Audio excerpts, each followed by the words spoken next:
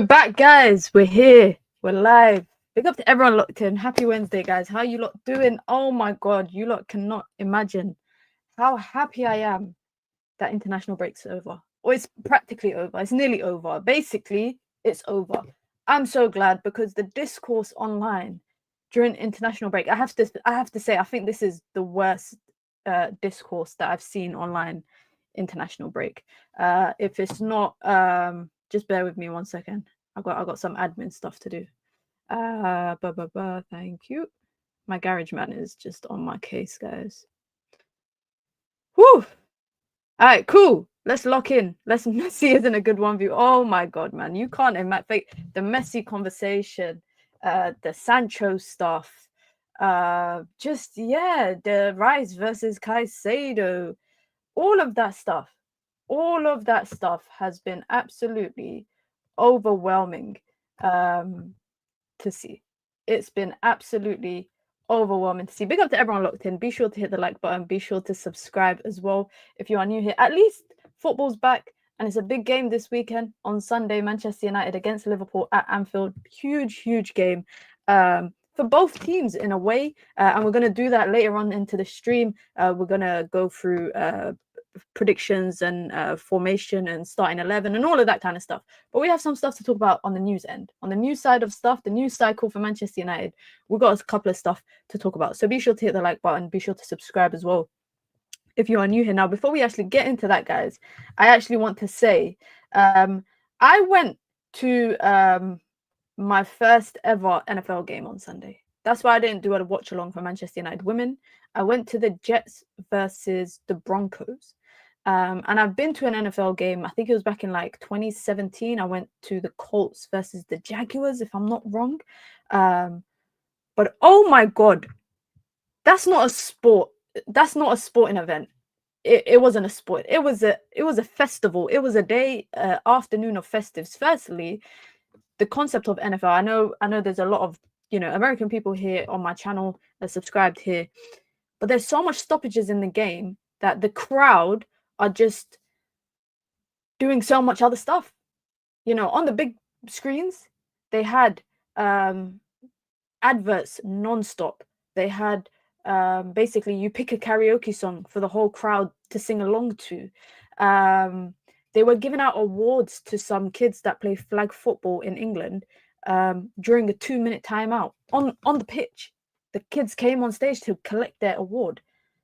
And I'm just thinking in my head, like, how do these players concentrate when there's just music playing non-stop? The crowd are singing along the whole time. I mean, a lot of the time people were getting up and down non-stop, going to get drinks. And NFL is different to football. In football, if you're in England, you would know that if you drink alcohol, you can't drink in the stands. You have to drink in the kiosk area indoors. You can't bring your drink outside. NFL is completely different. So every 10 or so minutes, people are going back and forth getting drinks, popcorn, hot dogs, burgers, candy floss, things that I've never seen at football game. And I've been to so many. Honestly, guys, I am amazed. Apparently, it's just commercials, no actions. Is it true they barely play? I mean, the game itself is what, 15 minutes a quarter? Do the math. Yeah? And it's 4 quarters. But I was there for about 3.5 hours. They had Giggs performing. Shout out to Giggs. They had him performing. The crowd didn't know who the hell he was. There was a lot of Americans in the crowd.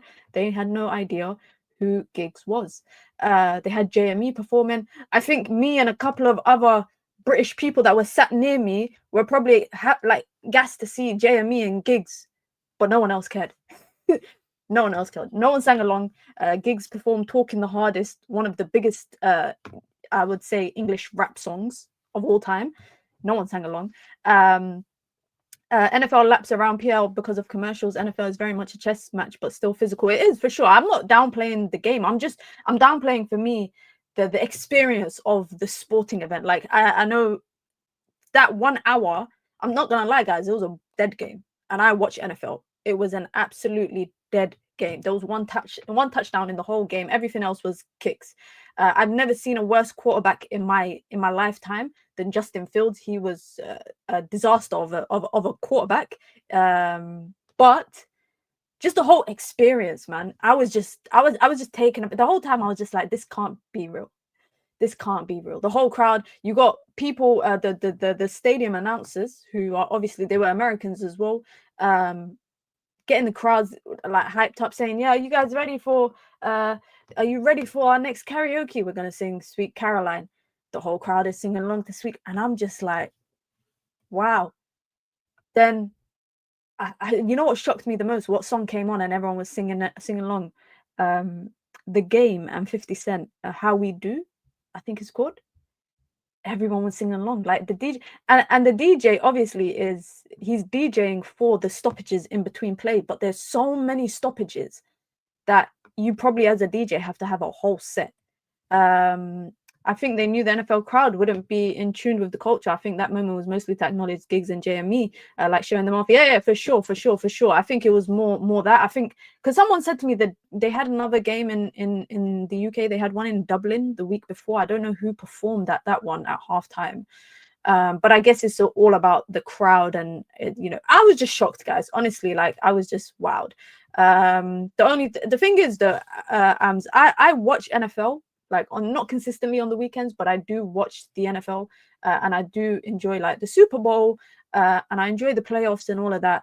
But I just think had the teams been a bit more competitive, I think I would have been less wowed about everything else, and I would have been more, gassed about the game and more into the game. It was very difficult to get into the game when there was so much stoppages. I mean, I saw Justin Fields, the Jets quarterback, I think he got sacked like 9 times. And I ain't never seen that in a long time, like to get sacked 9 times. At one point it was on 7 and there was like still like 5 minutes to go of the final quarter. What NFL team do you support? Well, I used to support the Patriots. I still do. But one of my favorite players was Julian Edelman. That's why I supported the Patriots. And then I stopped watching the NFL for a short period. I just stopped watching it. And then obviously Tom Brady left, and then he went to the Buccaneers, I think it is. I won a Super Bowl there. And then I've just been getting back into NFL over the last like 2 or so years. So I still support the Patriots. I definitely still support the Patriots. But there's other teams that I enjoy watching. I like watching the Eagles. I like watching the Kansas City Chiefs. I really like Lamar Jackson. I like. There's a lot of new players now compared to what I was watching 10 years ago. But yeah, I enjoy that. Big up to Stu in the chat. Connor says it's a spectator sport, not a supporter sport. As to speak, fans are passive viewers. They aren't involved in the way football fans are in a good atmosphere. I mean, I think next for me is to definitely experience an NBA game, just because I want to know if NBA is like that. I don't think NBA is like that, because I think NBA games, like the plays are not broken up a lot, because there's so much stoppages in the NFL. I don't think that there's as much stoppages in basketball, but I definitely need to experience an NBA game now. But how you lot been before we actually get into it? I'm sure, just like me, you lot are glad that international break is well and truly over. I mean, I've watched a couple of games during the international break, not many. I'm gonna be real. I haven't watched many games. I watched yesterday Saudi versus Iraq. I watched Qatar versus UAE just because there was a bit of, I don't want to say animosity there, but there was a bit of history there between those teams. Saudi won, Qatar won, so obviously they're heading to the World Cup. Shout out to Cape Verde, guys. I'm not from Cape Verde. If you are wondering what this t-shirt that I'm wearing is, shout out to Cape Verde, because they are one of 9 African teams that have qualified, and one of many teams who have now qualified for their first ever World Cup. Small number of islands just off the west of Africa. I'm so happy for these teams that are qualifying for their first ever World Cup. I love it. You know, Uzbekistan qualified a while back. Cape Verde have qualified now as well. And I'm really excited to see what the World Cup's going to look like. Still 48 teams, I think, is a lot of teams. And guys, can I ask you a question? If there's any Nigerians in the chat, please explain to me. Why am I seeing Nigeria fans happy, but they haven't qualified yet? I know there's like a little playoff slot thing, because the Asia Cup, the Asia Confederation did the same thing, and that's why Saudi and Qatar were playing in a little playoff round yesterday. But what is the possibility of Nigeria not qualifying? Because I'm seeing a lot of Nigeria fans happy that they managed to rectify the situation that they were in, but they still haven't qualified. I was so confused. I thought they qualified, but then when I saw that they hadn't qualified and they have to play in a playoff, and I mean, Sweden finishing rock bottom of their table get a bye into the European playoffs to qualify for the World Cup because they finished top of their Nation League groups. There's too much happening. What happened to the good old days that you just either qualify or you don't? They qualified for the playoffs when they were nearly out of that too. I saw that. Shout out to South Africa. Shout out to South Africa, because the fact that South Africa qualified despite the points deduction as well, I think a lot of people, there's the big dogs in Africa when it comes to the global competitions, but don't count South Africa out of that. Can I just say, I think the other teams that are in the playoff spot, who is it? It's Congo, it's Nigeria, it's Cameroon, I think, and I think I'm missing a country. There's 4 countries. I can't remember the 4 countries that are in the playoff spot with Nigeria. So it's Nigeria plus 3, and obviously only 2 of them will qualify for the World Cup. It will be the biggest upset, can I say? The way that Ghana didn't qualify for AFCON, I think it will be an even bigger of a error if Nigeria don't qualify for the World Cup, given, I think, the stature of players that they have in their team. And shout out to Victor Osimhen, because clearly when his country needed him, he stepped up. But in terms of international break, I haven't really been watching as much football as I probably would if normal football was on.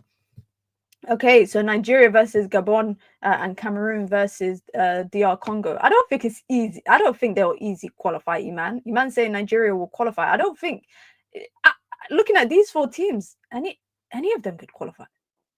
Any of them can qualify. The thing is, when I watch Nigeria play, I don't know what it is, but it's like they have on paper such a great team, but it's just not cohesive enough. It's the same way that I watch when I watched Ghana. I remember failed to qualify for AFCON, and I was thinking, yo, on paper, Ghana have a very good team. So is it one of those situations where so many good players in one team can't coexist? I don't know what it is.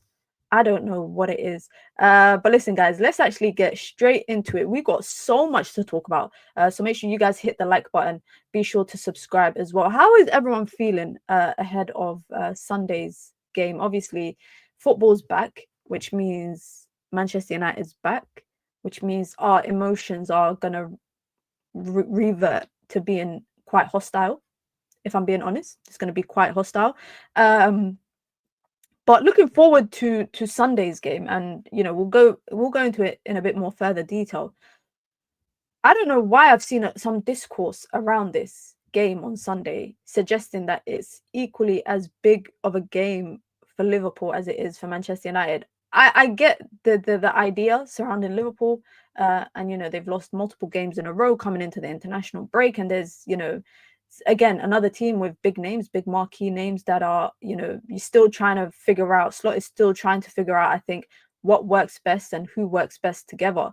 But I don't think the pressure on Slot or Liverpool is as humiliating of a level that it is for Manchester United and Amorim. With saying that, I remember when we went to Anfield back in January last season, and that was for me probably one of Man United's best performances under Ruben Amorim, despite the fact that United walked away with a draw. I think a lot of people after that game came out feeling way more optimistic than they probably would have had Manchester United lost. And a lot has changed in 9 months. A lot has changed for Manchester United in 9 months. But we're going to get into all of that in a minute. But let's start with some transfer news. Let's start with some transfer news, because obviously Manchester United it's interesting. Can I just say, maybe I'm not that tapped into other clubs and the news surrounding other clubs, but with Manchester United, guys, why don't we always link to players no matter what time of the season it is? We're in October, and there's already talk about Man United's transfer plans next summer, and it's quite telling that Man United already are targeting or prioritizing signing a midfielder next season or next summer, despite the fact that that problem was even there this summer. That's interesting to me. Now, I know that Carlos Baleba situation might have, put Man United on the back foot slightly when it comes to the midfield targets, and we're gonna get to that as well. But Alex Crook was reporting that Semenyo does have a release clause in his new Bournemouth contract. The exact terms of the clause are kept under wraps, as Bournemouth hope to keep a hold of their man. Semenyo also held talks with Tottenham and Manchester United before signing his new 5-year deal in the summer, whilst Liverpool are also big admirers. I'll be real, guys, and I don't know how you lot feel. I like Semenyo. For me, Semenyo is the best player this season outside of the top 6. Easily, without a doubt. If you take away the top 6 players, Semenyo's up there. You could even argue that he's one of the best players in the league so far this season, right? But I would be damned. I'd rather be damned than Manchester United sign another player that they play out of position. I'm seeing people talking about, yeah, let's sign Semenyo and play him at right wing back or play him at left wing back. I'm like, why would you want to do that? As good of a player he is, and I think he could play at wing back position. And maybe I'm just so anti 3-4-3 that I don't want to hear about wing back. Maybe that's how I'm feeling. I do remember we were linked to him in the summer because we discussed him quite a bit before we signed Brian Mbeumo. But if Man United have money to spend on Semenyo, I'd rather they look elsewhere and sign it on and buy 2 midfielders. And I know a lot of you guys might share that same feeling, but also we're going to talk about Casemiro as well, because obviously that's a part of it. Mina, let's be real. We'll need a left winger in 2026. Amorim isn't lasting. We'll need a left winger in 2026. We've got Matheus Cunha. Like, if Man United were to switch to a 4-2-3-1 today, or they switch to a 4-3-3, I think you have the players available to play in that position, that desired position, whether it's playing Mbeumo at right wing and playing Cunha at left wing. You have that available to you. The only downside, I would say, and maybe this is where I agree, is that we don't have depth if Man United were to change their formation. I would say that we don't really have the depth. And that's really the only question, because Mason Mount ain't a winger. Conte has won 5 league titles with 3-4-3. The greatest Ajax side played 3-4-3. The greatest Milan side played 3-4-3.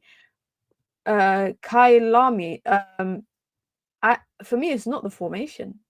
For me, it's the way that you execute the formation. And this is why I say it's not everything is black and white.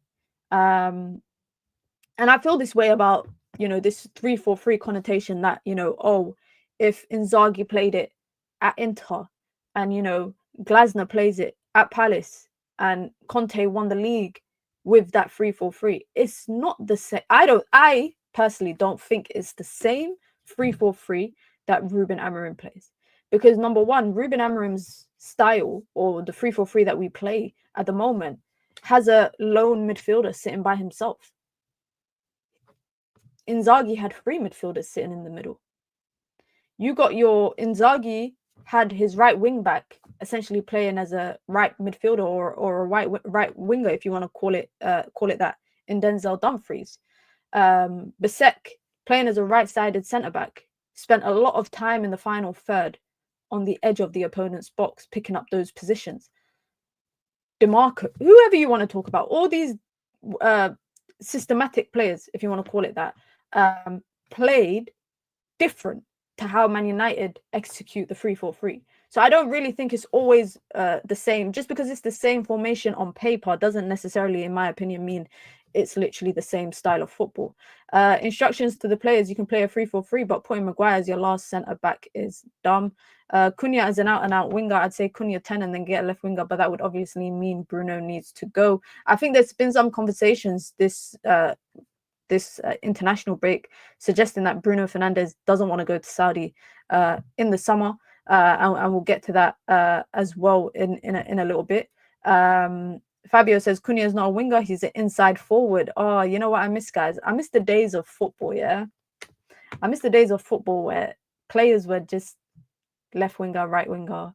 Now, everything has a buffed up version. And maybe that's how football has evolved, this inside forward thing. I think Marcus Rashford was labelled a lot as an inside forward. Back in the day, an inside forward, you would just call them like a second striker. Like they would be a second striker. This right 10, left 10, inverted fullback. Soon we're going to be hearing inverted goalkeeper. Sweeper keepers might as well be called inverted goalkeepers. That's what I'm going to start naming them as. Any goalkeeper that plays out of the back, Onana is a inverted goalkeeper. He's an inverted goalkeeper. 9.5. Joshua Zirkzee being labelled as a 9.5. This is how football has evolved over recent times. And on the topic of obviously Manchester United targets and midfield targets, this is a name that's popped up in the summer.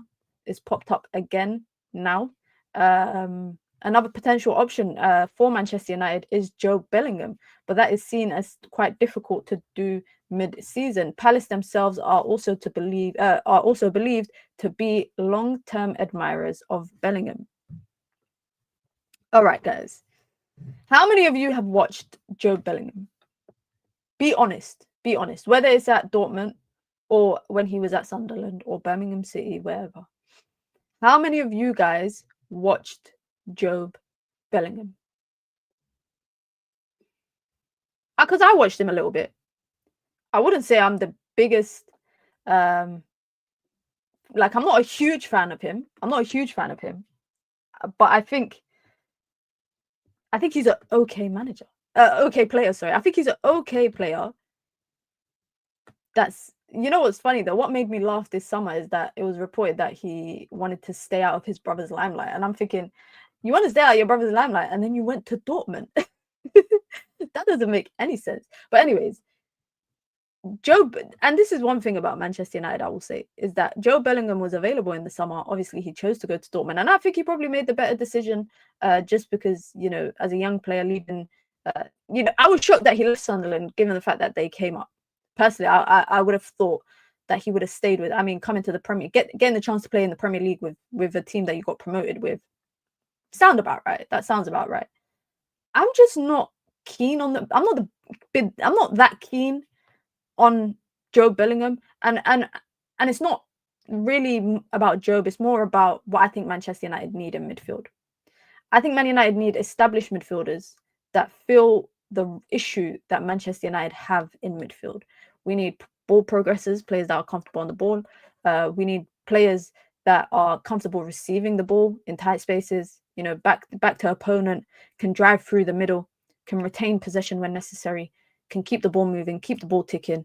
I don't need someone that is just going to be there to cover a huge amount of grass.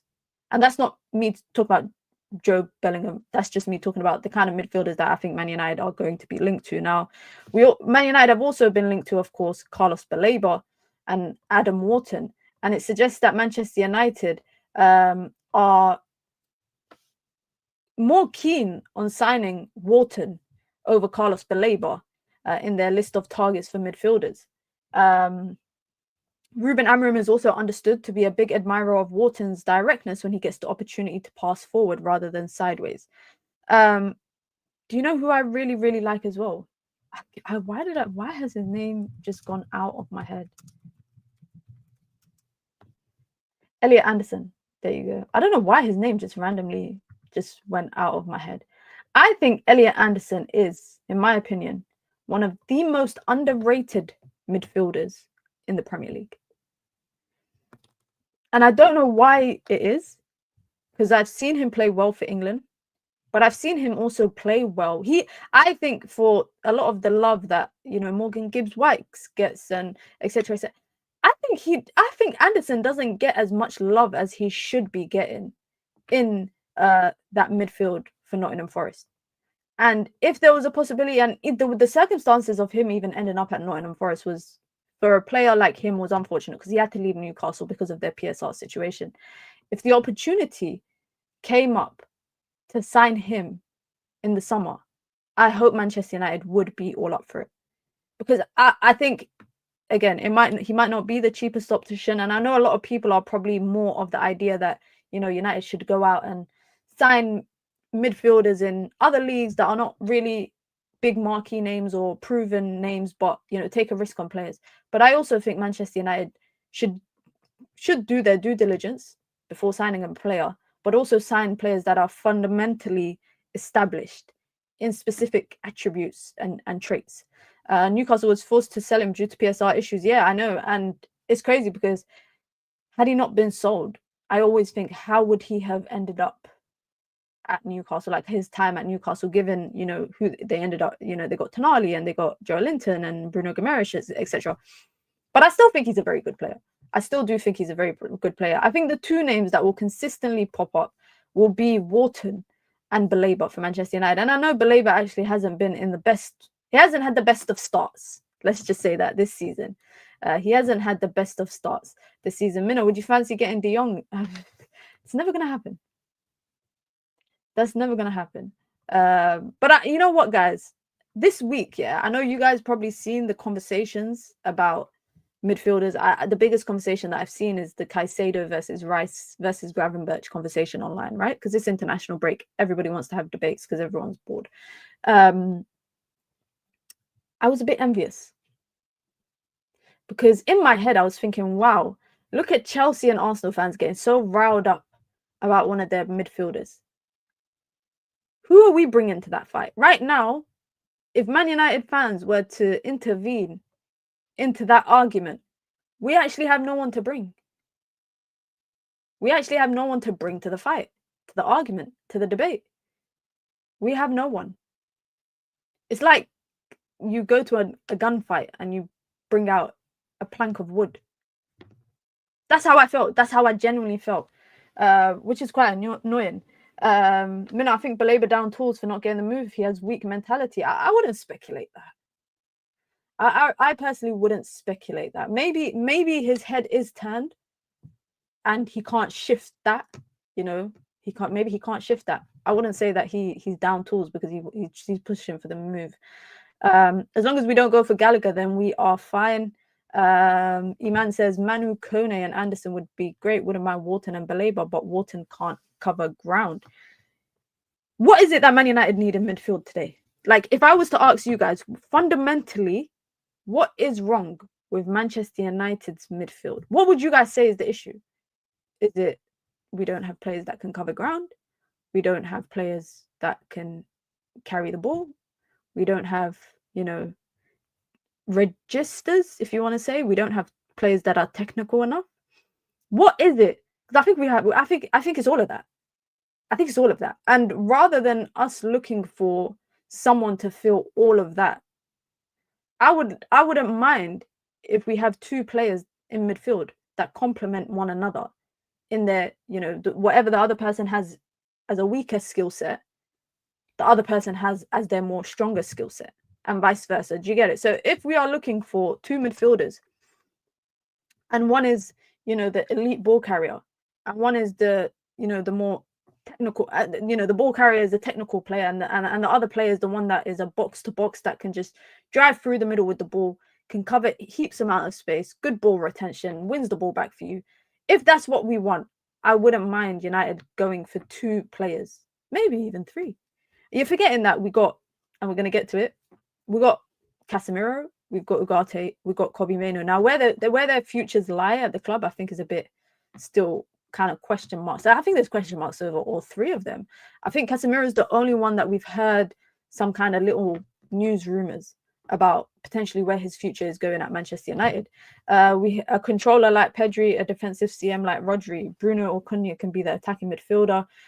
Fred was tenacious, physical, and was a decent player. Was great with Casemiro, and we brought Mount, who offers nothing to the table. But Mount got 3 goals since he joined United in the league. Did you forget that? The issue with our midfield is firstly coordination, ground cover, ball progression, and game control. Connor says, I just don't think personnel alone fix our midfield issues. They will help, but the issues are largely structural. Throw Baleba in there and it's better, but it's still a problem. I hear it. I definitely hear it. What else you guys saying? Technical ability, ball carriers. You know what is crazy to me, guys, is that people are happy with having midfielders that are not technical and not good on the ball. And I have this argument with, you know, my friends and, you know, on panels all the time. I don't think you should have a midfielder who is not good on the ball. Like, as a midfielder, your first skill set should be you are good on the ball. Because it's the same way of saying you have a striker that can't score. You're not a striker then. You are not a striker if you can't score. If you can't put the ball in the back of the net, that should be your strongest skill set, being a goal scorer. But and this is why I think a lot of people, I like Joshua Zirkzee, but I can understand why a lot of people are a bit are a bit conscious of the kind of player that he is because Man United are in a position now where they need goals and they need strikers that can score goals. And Joshua Zirkzee might look nice on doing all the other stuff in the build up to a goal, but if you're struggling to put the ball in the back of the net, then I think a lot of players, a lot of fans are not keen on a striker like that. And I feel the same way about a midfielder. I feel the same way about a goalkeeper that can't stop the ball going into the back of the net. I feel the same way about a defender that can't defend. It's all the same. Like if we had a 10 who couldn't create, who struggled to create, it depends what good on the ball is. That's a good question. That is a good question. I think I would define someone as good on the ball as someone that can retain possession, or when they have possession, can find the right option to get the ball forward. Someone that can dribble on the ball, they're confident with driving with the ball. Like I remember when we were linked to João Neves last year, not this summer, the summer before that. And I remember having conversations on here, and I remember saying we should sign João Neves, and a lot of people were skeptical about the idea of signing João Neves because he was small. But you can't get the ball off him. You don't have, like, as a midfielder, you can't, it doesn't matter if you are big and strong. If you are good on the ball and you are technical enough and your technical level is, I would say, elevated in comparison to others, you will always look like the better midfielder on the pitch because you can do stuff that other people can't do. And I think people turned their noses up at João Neves. And it's only when he went to PSG and he was in a midfield with Fabian Ruiz and Vitinha that everybody started to appreciate what he brought to the table. And Vitinha is a good example, another good example as well, because he's someone that didn't really get it cracking in the Prem. But sometimes I also think it's about the players that you have around you. If you've got the right kind of players, that's what I'm saying. If you've got players that elevate your skill sets in your partnership, or in PSG's case, it's a trio that they have in the middle of the pitch, then I just think everybody will look better. Like that is for me, and that is also, can I just say, one sign I think that you are a good player is if you make the people next to you better. Because if today I'm playing for Manchester United and I'm in the midfield and I'm playing good, but my midfield partner looks crap, I'm not doing my job as a midfielder of making my other teammate look good. And you guys can say, that's not really the case. Maybe the person next to you is just not that good of a midfielder. But I think what sets apart a lot of midfielders in particular is those who make their partners look good, and vice versa. And you look at like Barcelona's greatest midfield trio, yeah, Xavi, Iniesta, Busquets. They all looked good together. No matter who, they were all good, but together they were even better. And I think that's what Manchester United need to find. Not necessarily that I'm not saying they need to find their Xavis and their Iniestas and their Busquets, but they need to find midfielders that they can put together that separately look good, but together look even better. And I think that's when Man United will really start to address that issue that they have. Because let's be real, guys, the best midfielder that we've had since Carrick, I would say, is Paul Pogba, right? And we partnered him with nothing. Like, we didn't give him anything to really elevate him to the next level. I still think he was a great midfielder for Manchester United. And I just always think, why did we never actually put him with better midfield? I think the best midfield trio that he was in was Matic and Herrera, and that was very short-lived. It wasn't a multiple season kind of thing. He was consistently part of a midfield trio that kept changing, a midfield duo that kept changing. We played him as a deep lying playmaker because we just assumed, Man United just assumed, tall, black, yep, Yaya Toure. No, that's not the kind of midfielder he was. So now I think when Man United are hopefully, looking for a midfield partnership for next summer, they need to partner them with the right people, because I would be damned if we waste another player's talents at Manchester United.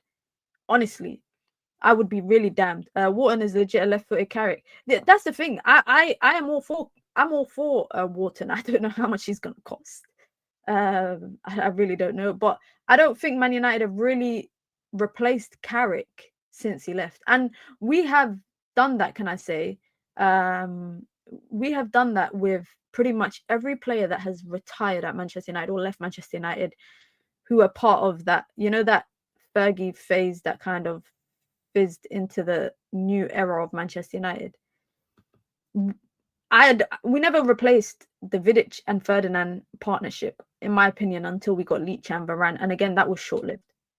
We never replaced Evra. We got Luke Shaw, but was he really a direct replacement for Evra? I don't really think so. We never replaced Carrick. We never replaced Scholes. These are all players that are some of the best to ever play in the Prem, by the way. So the ceiling is quite high. Like, the expectation is quite high. But my point is that we never really filled the gaps of the players that were instrumental, or the type of players that were instrumental into the starting 11. I'm not saying that we have to get a like-for-like Carrick or a like-for-like Rio or a like-for-like Vidic, but we need to bring in players that at least can meet some of those expectations, in my opinion. Big Up to Court says we didn't sign players with a plan.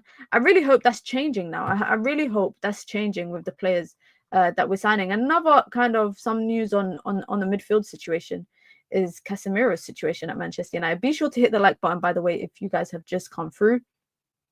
Be sure to subscribe as well if you're new here.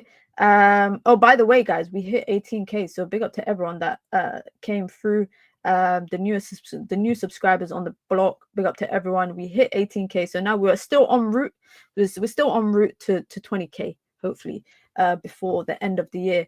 But make sure you guys hit the like button. Be sure to subscribe as well if you are new here. If you want to join the membership gang, you can. It's the pinned comment in the chat.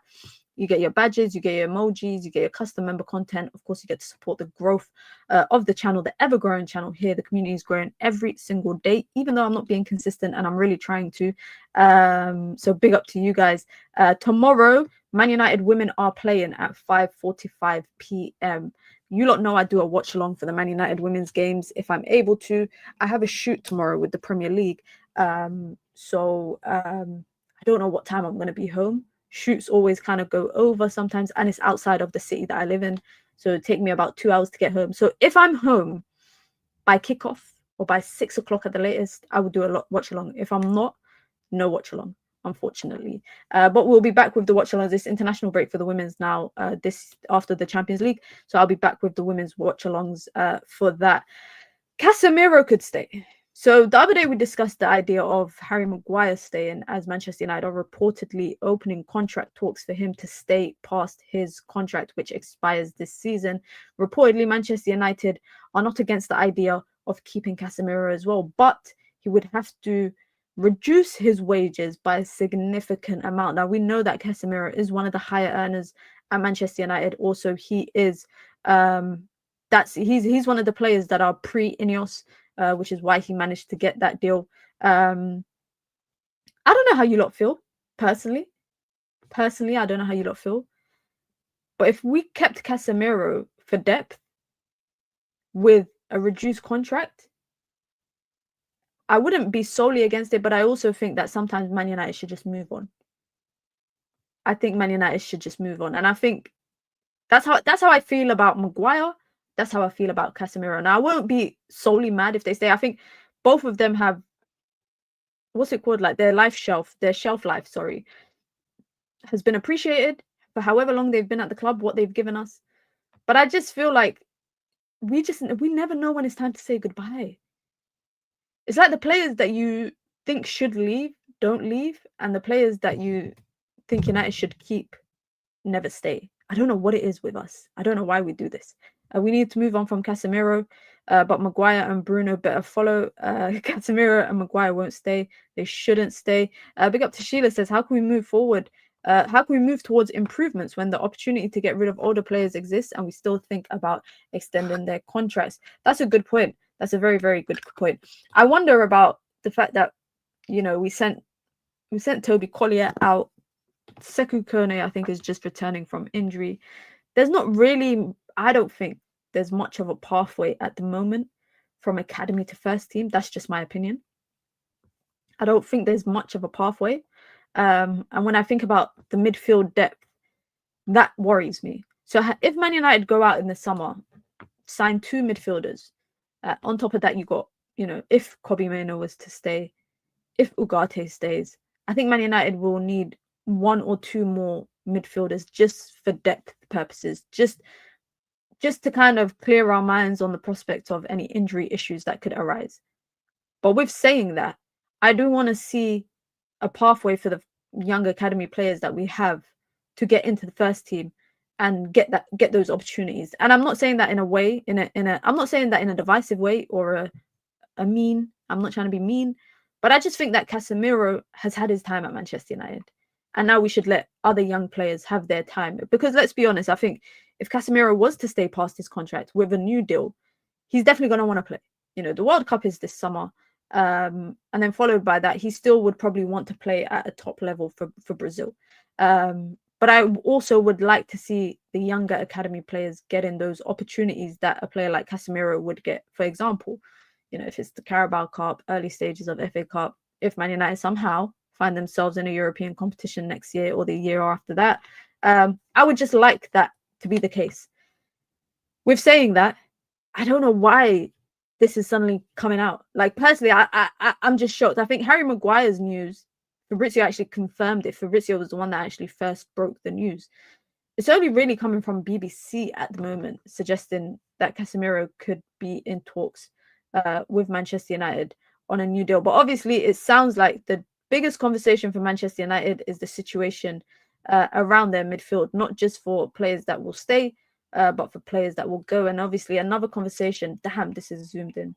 The conversation that has taken up the entirety of the international break is this conversation here. It's kind of died down a little bit though, guys. Don't you think? Don't you guys think that it's slightly died down after Turki Al-Sheikh came out with that news about new buyers potentially taking over Man United? But Chris Wheeler at the Daily Mail, said the Glazers would demand in excess of $6.6 billion. So that's over £5 billion. And the previous Qatari bid, led by Sheikh Jassim Al Thani, was only going up to 6.06 billion, whereas they won. So it was about a good, what, 6 million off, give or take. But that isn't to say another Middle Eastern consortium won't meet the asking price. The only other one that has been alluded to is obviously this UAE-based consortium, which has quietened down a little bit over the last couple of days. I was listening to the Athletic podcast, Talk of the Devils, the other day, and I was listening to Laurie Whitwell and Andy Mitten and Carl Anker, etc., speaking about it, about how they were quite shocked to hear about this chatter. Now, I'll be real, guys. I already said it, by the way, the other day. I think it was on, when was it? Monday? Sunday? I can't remember. If there is a UAE-based consortium, yeah, there has to be 2 people involved. There has to be 2 people in the UAE involved. It has to be the Al Habtour family, and it has to be the brother that owns Emar.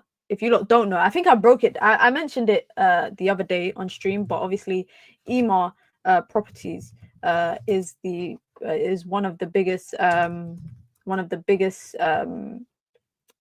property developers in the Middle East, especially in the UAE. They have a monopoly, I think, over all of the developments there. And the Al Habtour family is obviously the owner of, if I'm not wrong, the Grand Habtour hotels. He owns so many stuff. His name is Khalaf Ahmed Al Habtour. Owns a lot, has a lot of money, and I wouldn't be surprised if 1 or 2 would be involved in potentially taking over Manchester United. With saying that, with the way things have just fizzled out, it would have to be like I think we'd have to it'd have to be like something that just shocks us, I think, out of the blue, just because I think, yeah, things have quietened down quite a bit. Emar built everything over here. I remember every time I've been to the Middle East a lot. I've been to the UAE a lot in my life, and every time I would go, I'd always see like buildings that say Emar on the top. You know how jokes it is, by the way, that they build stuff. They build buildings and etc. etc. And then they write their name on the top of it to let everyone know that they built it. But they've built a lot. I've stayed at the Habtoor Hotel in the UAE in Dubai before. Very nice hotel. Emaar Stadium, it rolls off the tongue. I think if the Glazers are genuinely in discussions with someone to buy the club, I think it will either be for another minority owner or someone that's going to pay that 6.6 billion. Do you know how much that is? That's a lot of money, man. $6.6 billion. To have that kind of money is mental. Like, it's, my brain cannot comprehend that. Number one. Number two, like I said, the way things have just quietened down over the last couple of days, I think is I think that's something for us to see. But anyways, let's get into the real deal. Let's get into the real deal, which is obviously the Liverpool game tomorrow. Obviously, I'm going to bring up my little tactical board here. We'll do a breakdown video after the game, inshallah, God willing. However Manchester United do in that fixture, I will do a breakdown video after that. This is how... This is not how I anticipate. Ugh, my lineup is all over the place, guys. I did it before the stream, and now it looks horrendous. So you guys can watch me fix this in real time. You guys can watch me fix it in real time. But who am I missing? I'm missing Sesko.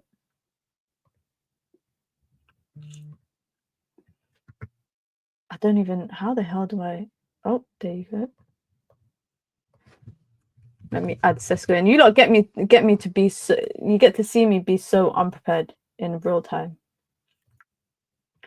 Did I just delete that by accident? Yeah, no, he's there on the bench. There you go. We got Sesko.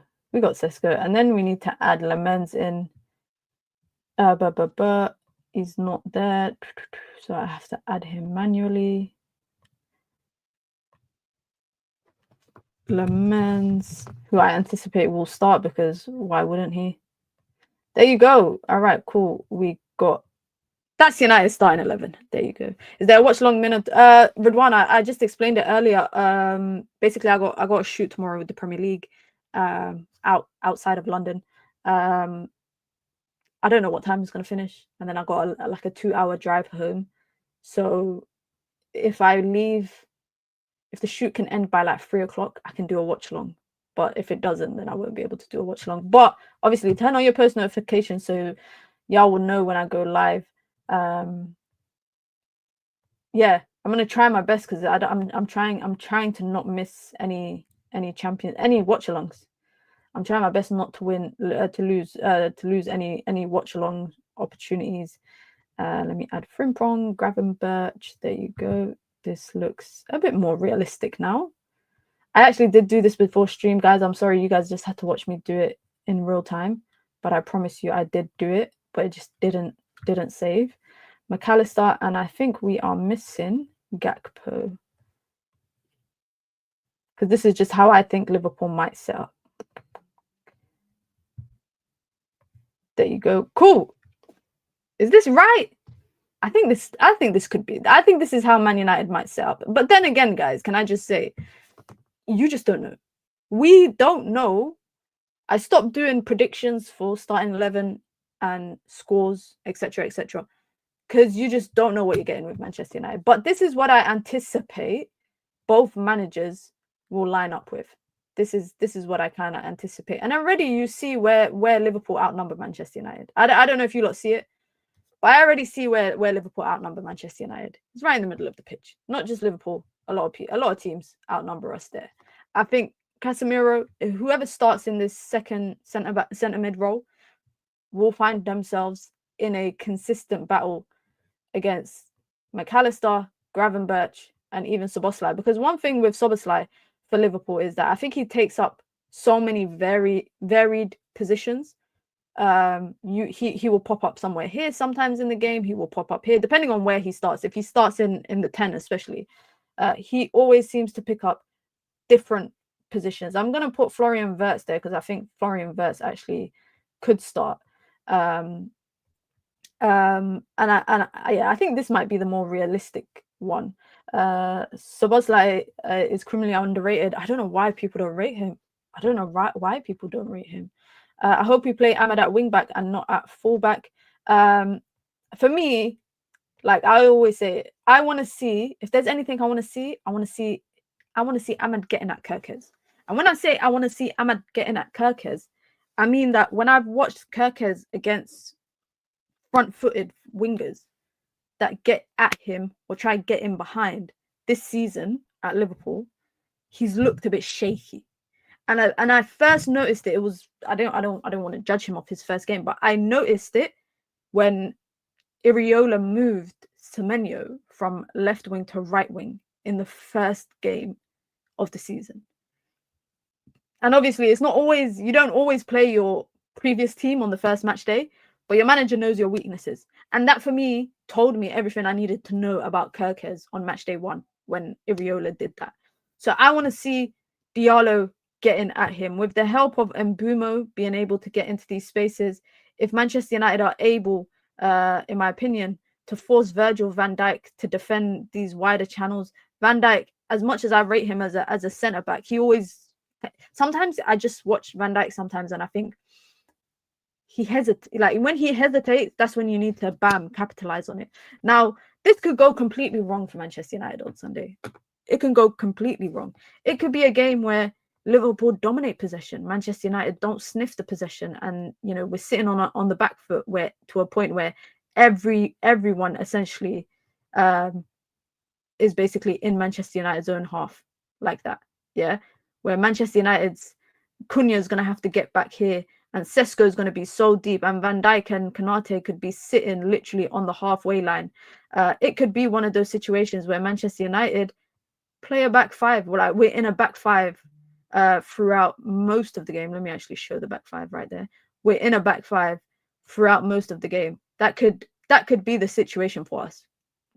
And that worries me a little bit, because one thing that I realized with Manchester United, I've realized it this season, but I also realized it last season as well, especially towards the kind of latter stages, is that when we have a majority of our players in our own kind of area, and you've got Bruno Fernandes, Casemiro, essentially a back seven with the back line, and you've got Cunha sitting, getting back, and all your attacking players getting back, Man United for me just looked more likely to make an error. And that is my biggest concern coming into this game against Liverpool. I would hope that it's a fresh start after international break, but you never know. You never really know. But listen, guys, be sure to hit the like button. Be sure to subscribe as well if you're new here. What we got coming? What is the day today? Today is Thursday, which means, no, today's not Thursday. Today's Wednesday, which means tomorrow is Thursday. So what do we have coming? We might have Women's Champions League tomorrow watch along, hopefully, if I'm able to get back home in time. I would like to do a watch along as well, because it's the last one before the international break for the women's game, so that would be nice. If not, we'll have Daily Dose of Minute, of course, on Friday, or we'll have a video drop in one or the other.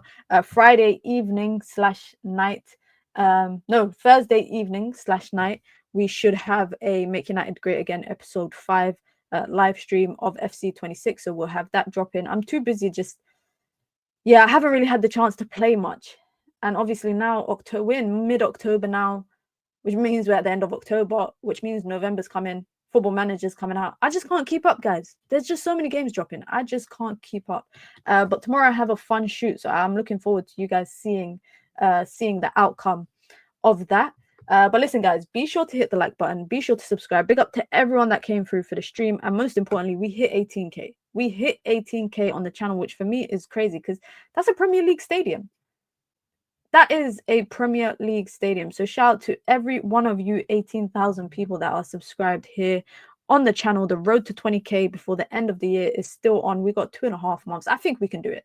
I think if I be consistent, I think we might be able to do it. But listen, guys, I'm so glad football's back. Can I just say that? I am so glad football is back this weekend, and I can get back into my regular routine, because I just feel like my routine has been disrupted over the last 2 weeks because of the international break. But be sure to hit the like button, be sure to subscribe, turn on your post notifications as well, so when I go live or I drop a video, you guys get notified. You never know, we might have a stream later tonight of Ghost of Yotai, you know, no promises, but we could have a stream, but hit the like button on your way out, guys. Big up to all of you lot, and I'll catch you lot all on the next stream. I'm out. Peace.